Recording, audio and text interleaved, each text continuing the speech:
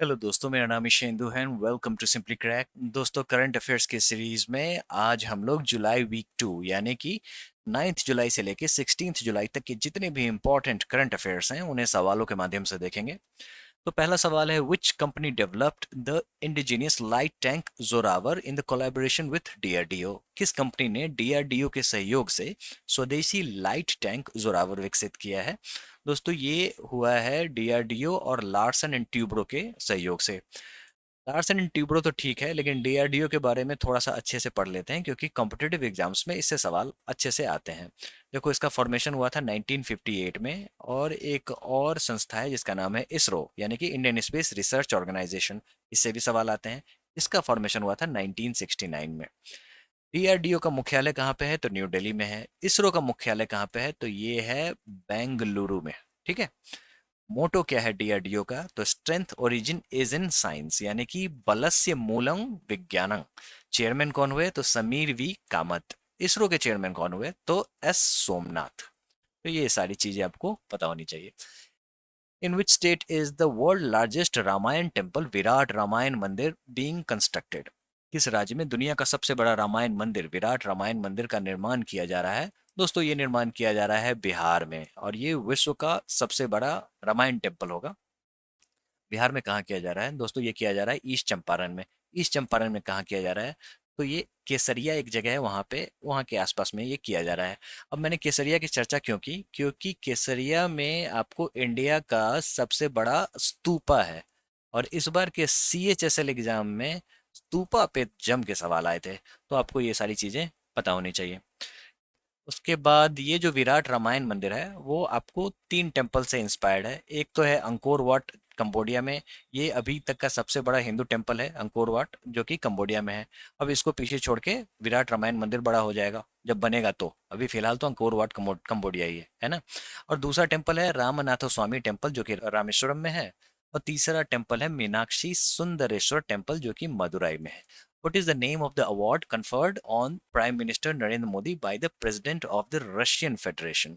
रूसी संघ के राष्ट्रपति द्वारा प्रधानमंत्री नरेंद्र मोदी को दिए गए पुरस्कार का नाम क्या है? दोस्तों, ये नाम है the order of Saint Andrew the apostle. Apostle का मतलब क्या होता है?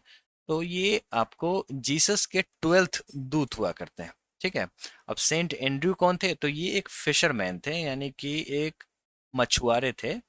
और ऐसा लोगों का मानना था ये आपको जीसस के 12th दूत बन के आए जिन्होंने क्रिश्चियनिटी का प्रचार किया। और इन्हीं के नाम पे आपको रशिया का हाईएस्ट सिविलियन ऑर्डर देखने को मिलता है। दोस्तों, नरेंद्र मोदी जी को और भी कंट्रीज के हाईएस्ट सिविलियन ऑर्डर्स मिले हैं जो कि एग्जाम पॉइंट ऑफ व्यू से बड़े ही इंपॉर्टेंट हैं। उन्हें भी एक एक करके हम लोग देख लेते हैं। एक तो है order of the dragon king जो कि भूटान का है। फिर लीजन ऑफ ऑनर की बात करें तो फ्रांस का है। ऑर्डर ऑफ जायद यूएई का है। कैसे याद रखेंगे? तो एई यहाँ मेंशन्ड है, यहाँ भी एई मेंशन्ड है। अब क्यों याद रखना पड़ रहा है? क्योंकि कंफ्यूजन आपको सऊदी अरेबिया से हो सकता है। सऊदी अरेबिया के हैं Abdul Aziz, king Abdul Aziz यानी कि order of king Abdul Aziz. Papua निगिनी के हैं ऑर्डर ऑफ लोगुहु। और इजिप्ट का है order of the Nile. Nile वहाँ की सबसे लंबी रिवर है। इनफैक्ट वर्ल्ड की सबसे लंबी रिवर नाइल ही है। On which date is the Constitution Murder Day और the संविधान हत्या दिवस commemorated to remember those who suffered during the 1975 emergency? 1975 के आपातकाल के दौरान पीड़ित लोगों को याद करने के लिए संविधान हत्या दिवस किस तारीख को मनाया जाता है? दोस्तों, ये मनाया जाता है जून 25 को। और ऐसा है जो ये न्यूज़ में बना और इससे बहुत सारे एडिटोरियल्स छपे इस पे। अब कुछ लोगों का ऐसा मानना है जो ये कॉन्स्टिट्यूशन मर्डर डे जो घोषित किया गया है ये पॉलिटिक्स से प्रेरित लग रहा है, क्योंकि हाल ही में जब लोकसभा चुनाव हुए थे तो विपक्ष ने सबसे बड़ा मुद्दा संविधान को खत्म करने का ही उठाया था, जिसके कारण जो रूलिंग पार्टी है उसका थोड़ा सा वोट शेयर गिरा था और जो विपक्ष है उनके वोट शेयर बढ़े थे। अब उन्होंने इसी के काउंटर में कॉन्स्टिट्यूशन मर्डर डे निकाला है, ऐसा कुछ लोगों का मानना है। अब थोड़ा सा इमरजेंसी प्रोविजंस के बारे में पढ़ लेते हैं। देखो, ऐसा है जो पहली बार इमरजेंसी हमारे देश में जो नेशनल इमरजेंसी लगी थी वो 1975 में लगी थी। अब इमरजेंसी प्रोविजन की बात करें तो ये हमारे संविधान के पार्ट 18 में आपको देखने को मिलेगा। आर्टिकल होगा 352 से लेके 360 तक। आर्टिकल 352 जो है ये नेशनल इमरजेंसी को शो करता है। आर्टिकल 356 जो है ये स्टेट इमरजेंसी यानी कि प्रेसिडेंट रूल को शो करता है। आर्टिकल 360 जो है ये फाइनेंशियल इमरजेंसी को शो करता है। हमारे यहाँ प्रेसिडेंट रूल कितनी बार लगा है, तो देखो ऐसा है जी, स्टेट में लगते हैं और बहुतों बार लग चुके हैं ये। पहली बार पंजाब में लगाया गया था प्रेसिडेंट रूल। कब? तो 1951 में, ये आपको पता होना चाहिए। अब हमारे यहाँ फाइनेंशियल इमरजेंसी कितनी बार लगा है, तो एक बार भी नहीं लगा है। हालांकि कंडीशन ऐसे आए थे जो फाइनेंशियल इमरजेंसी लग सकती थी, लेकिन हमने नहीं लगाया था। What is the name of the fund that government will launch to support agriculture startups and agripreneurs? उस फंड का नाम क्या है जिसे सरकार कृषि स्टार्टअप और एग्रीप्रेन्योर का समर्थन करने के लिए लॉन्च करेगी? दोस्तों ये है एग्रीश्योर। इसके द्वारा लॉन्च किया गया है, तो ये नाबार्ड के द्वारा लॉन्च किया गया है। नाबार्ड क्या होता है? तो नाबार्ड का फुल फॉर्म है national bank for agriculture and rural development. ये बनाया गया था नाबार्ड एक्ट 1981 के द्वारा। कब बना था, फॉर्मेशन कब हुआ था नाबार्ड का? तो 1982 में। ये सारी चीज़ें इंपॉर्टेंट है कॉम्पिटिटिव एग्जाम्स के पॉइंट ऑफ व्यू से। हेडक्वार्टर कहाँ पे है, तो मुंबई में है। अक्सर जितने भी फाइनेंशियल इंस्टीट्यूशंस होते हैं उनके हेडक्वार्टर अक्सर मुंबई में ही देखने को मिलता है। यही कारण है जो मुंबई को फाइनेंशियल कैपिटल भी कहा जाता है। चेयरमैन कौन हो गए, तो शाहजी केवी। Which state has won the Best Agriculture State Award for 2024? किस राज्य ने 2024 के लिए सर्वश्रेष्ठ कृषि राज्य का पुरस्कार जीता है? दोस्तों ये जीता है महाराष्ट्र ने। जैसा कि आप यहाँ पे इमेज में देख सकते हैं, चीफ मिनिस्टर एकनाथ शिंदे जो हैं ये अवार्ड ले रहे हैं। शिवराज सिंह चौहान जो हैं ये अभी मिनिस्ट्री ऑफ एग्रीकल्चर को लीड कर रहे हैं, है ना। और ये हमारे नितिन गडकरी जी हैं। तो महाराष्ट्र ने जीता है। इन्होंने सस्टेनेबल डेवलपमेंट पे अच्छा काम किया है, बैम्बू मिशन पे अच्छा काम किया है, ग्रीन बेल्ट स्पैनिंग पे अच्छा काम किया है, इरिगेशन कैपेबिलिटीज को बढ़ाया है। इसी कारण से ये अवार्ड इनको मिला है। Which country is hosting the 28th Malabar naval exercise? दोस्तों मालाबार नेवल एक्सरसाइज बहुत ही इंपॉर्टेंट है कॉम्पिटेटिव एग्जाम्स के लिए, ठीक है। और ये अभी यहाँ पे कौन होस्ट कर रहा है, तो इंडिया ये होस्ट कर रहा है। आपको ये पता होना चाहिए। ये 28th है। पहली बार जब इसकी शुरुआत हुई थी 1992 में, तो दो कंट्रीज थे, इंडिया और यूएसए। इसके बाद जापान जुड़ जाता है 2015 में, और ऑस्ट्रेलिया जुड़ जाता है 2020 में। तो ये आपको पता होना चाहिए। और अभी जो मालाबार एक्सरसाइज जो है वो क्वाड के बीच में हो रहा है। क्वाड क्या है, तो ये एक मल्टीलेटरल ऑर्गेनाइजेशन है जिसमें यूनाइटेड स्टेट्स हैं, जापान है, ऑस्ट्रेलिया है और इंडिया है। बेसिकली ये चाइना के प्रेजेंस को कम करने के लिए या फिर काउंटर करने के लिए ये बनाया गया है। और इसी का है मालाबार एक्सरसाइज। ये सारी चीजें आपको पता होनी चाहिए, कॉम्पिटेटिव एग्जाम्स में इस पे सवाल देखने को मिलते हैं। In which date is the world population day observed? विश्व जनसंख्या दिवस किस तारीख को मनाया जाता है? ये जुलाई 11th को मनाया जाता है। कैसे याद रखोगे, तो एक और एक 11 होता है ना, इस तरीके से आप याद रख सकते हैं। 11th जुलाई को ये मनाया जाता है। क्यों मनाया जाता है 11 जुलाई को? तो यूनाइटेड नेशंस का जो रोल है यहाँ पे देखने को मिलता है। यूनाइटेड नेशंस डेवलपमेंट प्रोग्राम में 1989 में इसकी चर्चा हुई थी। तो इसको मनाना है। कब मनाना है, तो 11th जुलाई को। और अभी जो 2024 का थीम क्या है, तो empowering youth for sustainable future. Who has been appointed as the new head coach of the Indian men's cricket team? भारतीय पुरुष क्रिकेट टीम के नए मुख्य कोच के रूप में किसे नियुक्त किया गया है? दोस्तों ये नियुक्त किया गया है गौतम गंभीर को। उन्होंने राहुल द्रविड़ को रिप्लेस किया है। गौतम गंभीर अभी आपके इंडियन मेंस क्रिकेट टीम के नए कोच हैं। What is India's rank in the list of world's most affordable countries for immigrants in 2024 and which country has topped the list? 2024 में अप्रवासियों के लिए दुनिया के सबसे किफ़ायती देशों की सूची में भारत की रैंक क्या है और कौन सा देश सूची में सबसे ऊपर है? दोस्तों इंडिया की रैंक है 6th और वियतनाम जो है ये सबसे ऊपर देखने को मिलता है। दोस्तों वियतनाम इमिग्रेंट्स के लिए लगातार 3 सालों से फर्स्ट अफोर्डेबल डेस्टिनेशन के रूप में सामने आया है। The ranking is based on the expat insider 2024 survey conducted by the internationals. Expat का मतलब क्या होता है, जो जो व्यक्ति अपने नेटिव कंट्री को छोड़ के कहीं बाहर रहते हैं ना, उनको एक्सपैट्स बुलाते हैं। Who, along with the PV Sindhu, has been confirmed as the male flag bearer for India at the Paris 2024 Olympics? PV Sindhu के साथ पेरिस 2024 ओलंपिक में भारत के लिए पुरुष ध्वजवाहक के रूप में किसकी पुष्टि की गई है? तो दोस्तों पीवी सिंधु और शरथ कमल जो हैं ये आपके 2024 के जो पेरिस ओलंपिक है वहां पे ये ध्वजवाहक होंगे। और पीवी सिंधु क्या खेलती हैं? तो बैडमिंटन खेलती हैं। शरत कमल क्या खेलते हैं? तो टेबल टेनिस खेलते हैं। एक और नाम है गगन नारंग का। ये आपके इंडिया के चीफ डे मिशन बन के वहाँ जाएंगे, यानी कि पर्सन इंचार्ज बन के ये जाएंगे। गगन नारंग कौन हुए? तो ये शूटर हैं और 4 टाइम ओलंपियन रह चुके हैं, और 2012 ओलंपिक ब्रॉन्ज मेडलिस्ट भी ये रह चुके हैं। Which Indian state has the largest population of Saras cranes as revealed by the latest summer census? नवीनतम ग्रीष्मकालीन जनसंख्या से पता चलता है कि किस भारतीय राज्य में सारस क्रेन की सबसे ज्यादा आबादी है।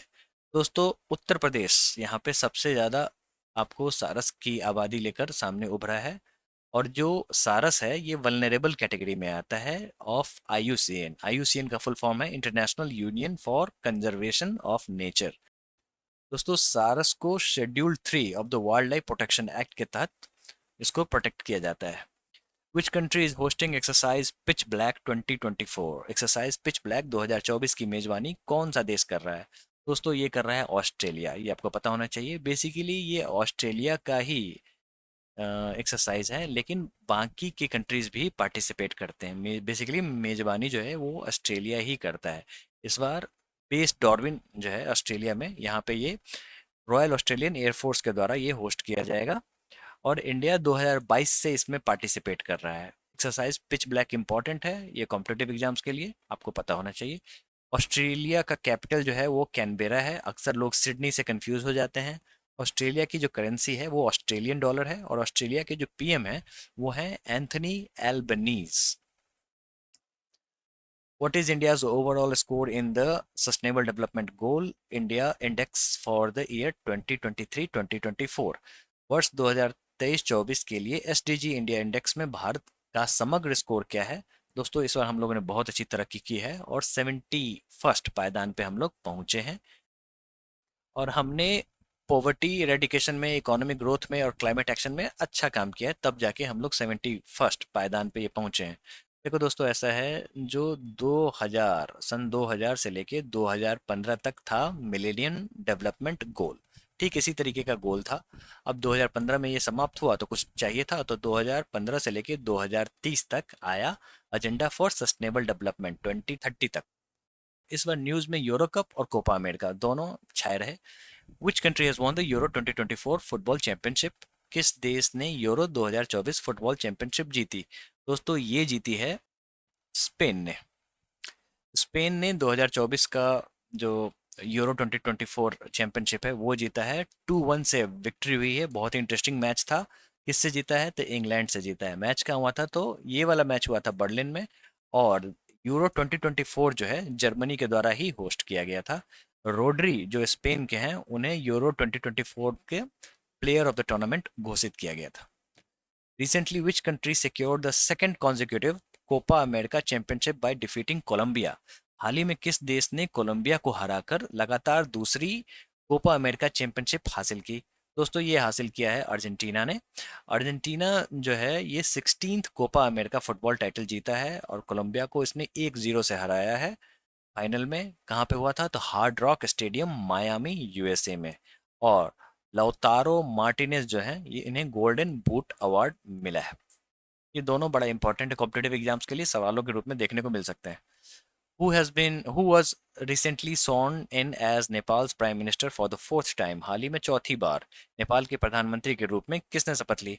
दोस्तों, ये शपथ ली है केपी शर्मा ओली ने। ठीक है। अब ये जो पुष्प कमल दहल प्रचंड और केपी शर्मा ओली जो हैं यही एक दूसरे से पोजीशन स्विच करते नजर आते हैं नेपाल में। तो केपी शर्मा ओली जो हैं वो पुष्प कमल दहल प्रचंड की जगह पे ये आए हैं प्राइम मिनिस्टर बन के, और ये फोर्थ टाइम ये चुने गए हैं नेपाल के प्राइम मिनिस्टर। अब सवाल ये उठता है कॉम्पिटेटिव एग्जाम्स में, जो नेपाल हमारे कितने स्टेट से घिरा हुआ है? तो टोटल 5 स्टेट से घिरा हुआ है।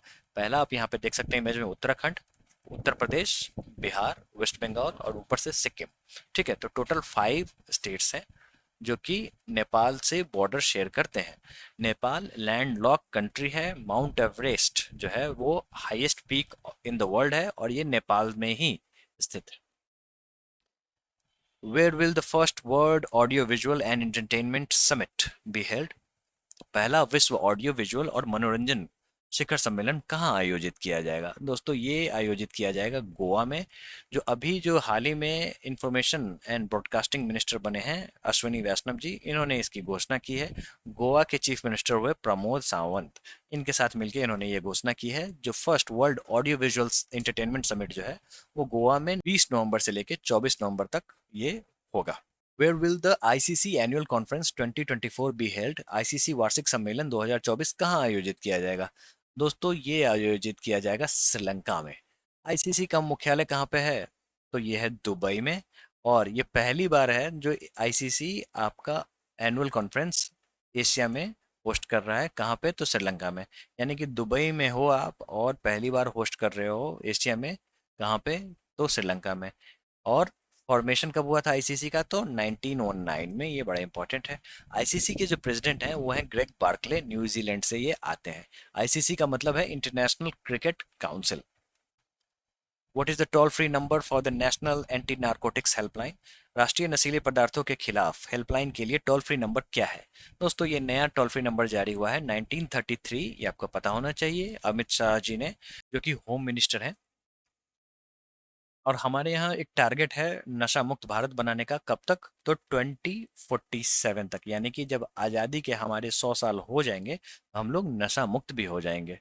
और ये जो 1933 जो हेल्पलाइन नंबर जारी हुआ है, ये कौन से इनिशिएटिव के द्वारा जारी किया गया है? तो उसका नाम है मानस, यानी कि मादक पदार्थ निषेध और सूचना केंद्र। Which Indian state is set to boost its economic development through the harnessing of the Tizu Zunki River? बहुत ही इंपॉर्टेंट न्यूज़ है ये, आपको पता होना चाहिए।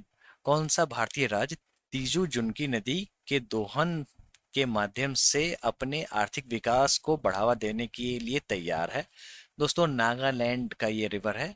और हाल ही में मिनिस्टर जो हैं सर्बानंद सोनोवाल, उन्होंने इसकी घोषणा की है। और सर्बानंद सोनोवाल कौन से मिनिस्टर हैं? तो ministry of port shipping and waterways. और ये जो तीजू जिनकी रिवर है ये आपको न्यूली प्रपोज्ड वाटरवेज है 101। कॉम्पिटेटिव एग्जाम्स में आएगा, पता होना चाहिए आपको। जो नागालैंड के सबसे इंपॉर्टेंट रिवर हैं दोयांग, ये सबसे लॉन्गेस्ट और लार्जेस्ट रिवर है नागालैंड का। फिर धनसिरी, धिकू और Tiju. Which organization is set to launch the one scientist one product scheme? कौन सा संगठन वन साइंटिस्ट वन प्रोडक्ट योजना शुरू करने के लिए तैयार है? दोस्तों ये शुरुआत हो रही है आईसीएआर के द्वारा। दोस्तों आईसीएआर लॉन्च करने जा रहा है one scientist one product scheme. और अभी जो यूनियन मिनिस्टर कौन है एग्रीकल्चर के? तो शिवराज सिंह चौहान। तो इसी के साथ जुलाई वीक 2 का करंट अफेयर्स खत्म होता है। I wish you best of luck for your examination. Thank you.